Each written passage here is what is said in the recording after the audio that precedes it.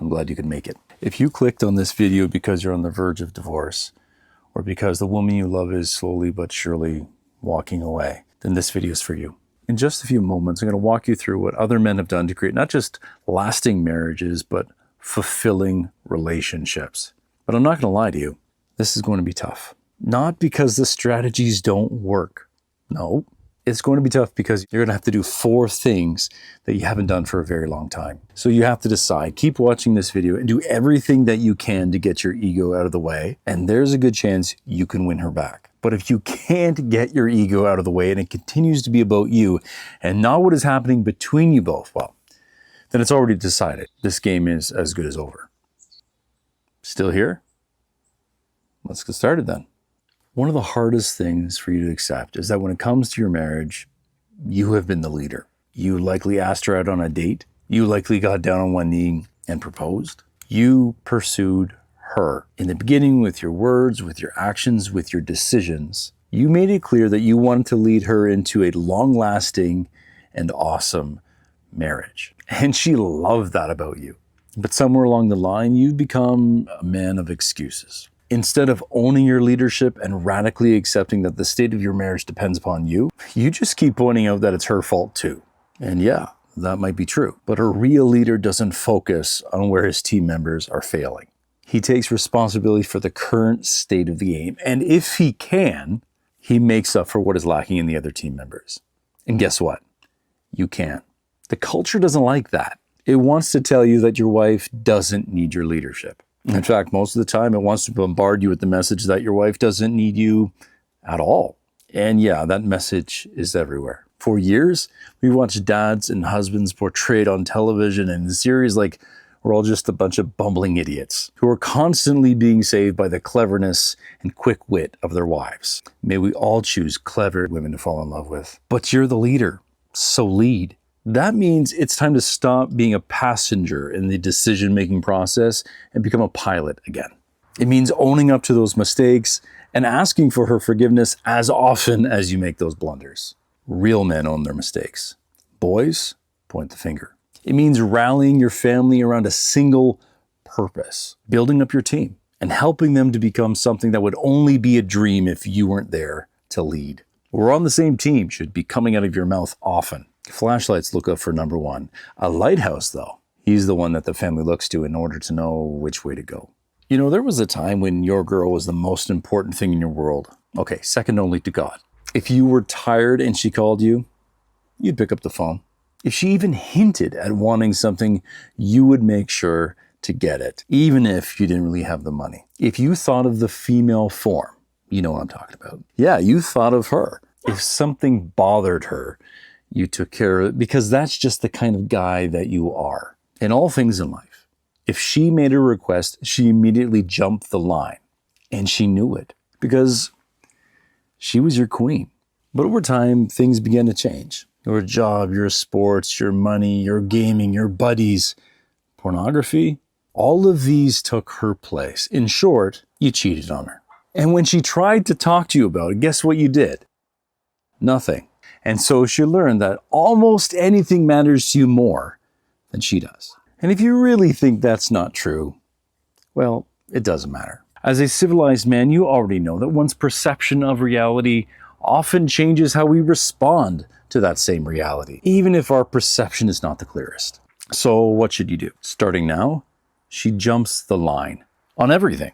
If you're at work and she calls, unless you're performing open heart surgery, you're picking up that call. If she tells you that something's bothering you, you're going to listen. I mean, really listen. Not to solve the problem, but to show her that you actually care and understand why this might be bothering her. Trust me, that goes a long way with women. Does this mean that I now have to be a sniveling servant? No. You're a general who knows where best to point the resources. You want her back? Win these battles we're talking about here today.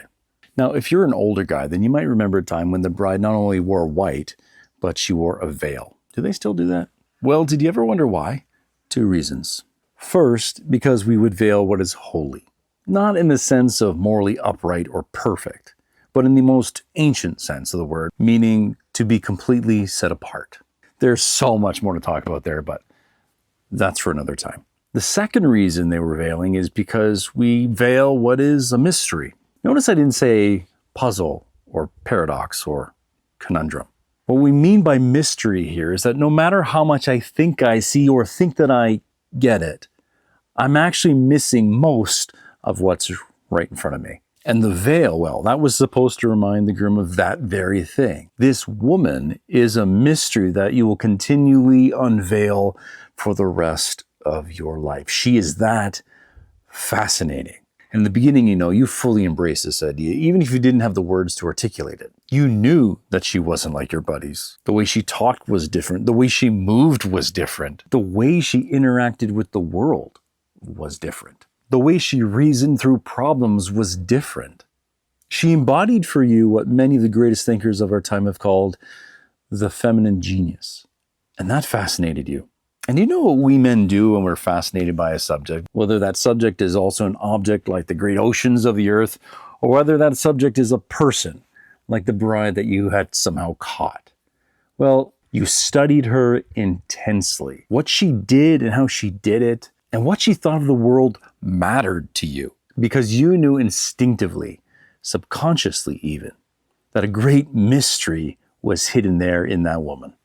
And you were willing to trade the entire world just to be bound to her. Think about that. Okay, but look what's happened since. Today, most men can't name the most basic data about their wives. Try this quick test and answer for yourself. Do you know her eye color? What's her favorite food? When's her birthday? When's your anniversary? What's her best memory of you as a couple? Those are supposed to be the easy ones. But how about these? What's her biggest fear? How does she know that you love her? How does she best connect with God? What's her greatest weakness? What's her biggest life wound? You see, a man who remembers that he was once on a quest for a rare gem doesn't just give up because the terrain gets tough. Your job then is to get resilient in this moment and get back to the search for this mysterious woman. You probably remember a time when your wife talked a lot. You're trying to catch up on the news and she wants to know your schedule for the day.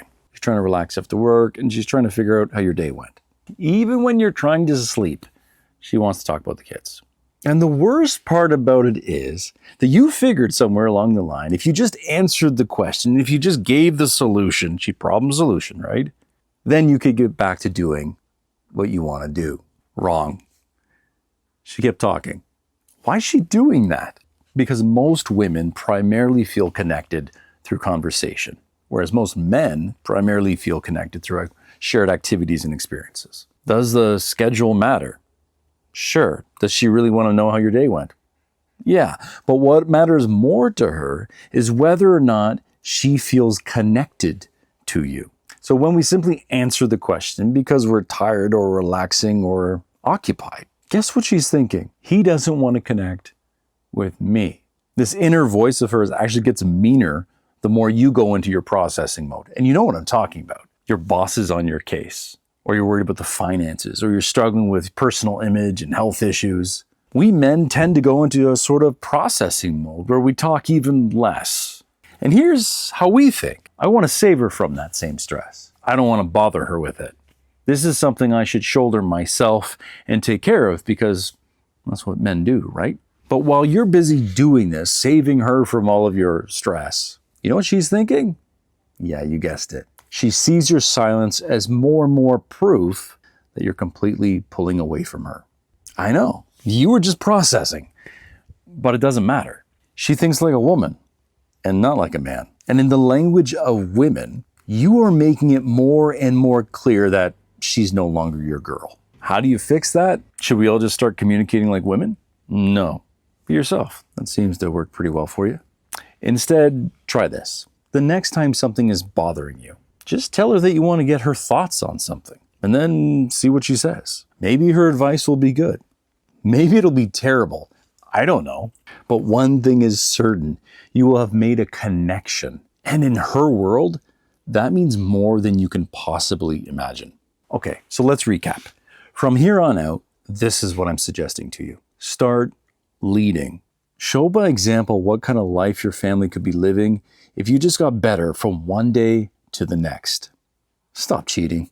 Put her first. If she texts, emails, calls you, whatever, sends a pigeon, you're going to answer because that is the most important thing in your schedule this week. Get interested in who she is and those aspects of your life which you probably have forgotten. Start with the small things if you don't know them yet, and then slowly but surely move into deeper and deeper areas. After all, there's so much there for you to uncover. Finally, invite her into your process. When something bugs you, no matter what it is, no matter how earth-shattering or shallow, if it bugs you, train yourself to reach out to her as part of your process. Remember, it's not about you, but about what's happening between you. Do these things well and consistently, and yeah, you'll win back her heart. God bless, and good luck.